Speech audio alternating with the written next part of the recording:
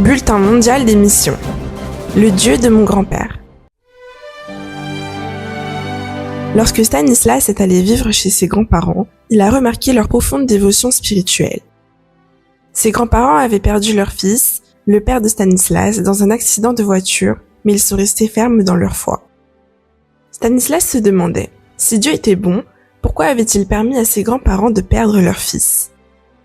Au bout de quelques années, Stanislas s'est éloigné de ses racines et a commencé à fumer, à boire et à voler. Mais un soir, pendant un cambriolage, il a entendu une voix lui dire « C'est ainsi que tu veux finir ta vie ?» Effrayé, il a compris qu'il ne pouvait pas continuer à vivre de la sorte et a décidé d'abandonner le crime et de prendre un nouveau départ. Cela n'a pas été facile, mais Stanislas était déterminé et a rapidement trouvé un emploi stable.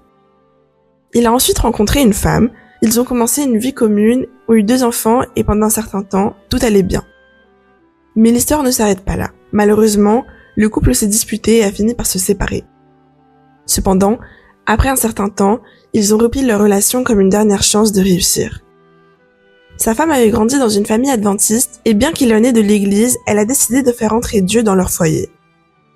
Stanislas a accepté, mais il a décidé d'aller à l'église traditionnelle le dimanche et sa femme allait à l'église adventiste le samedi. Cependant, en remarquant le changement positif chez sa femme, il a également commencé à fréquenter l'église adventiste.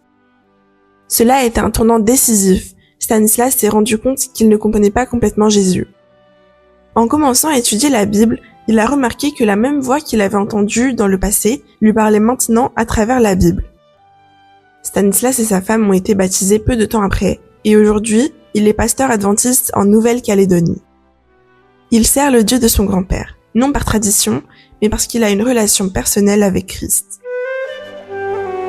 Une partie des offrandes de ce trimestre servira à établir un centre d'influence en Nouvelle-Calédonie. Soyons généreux.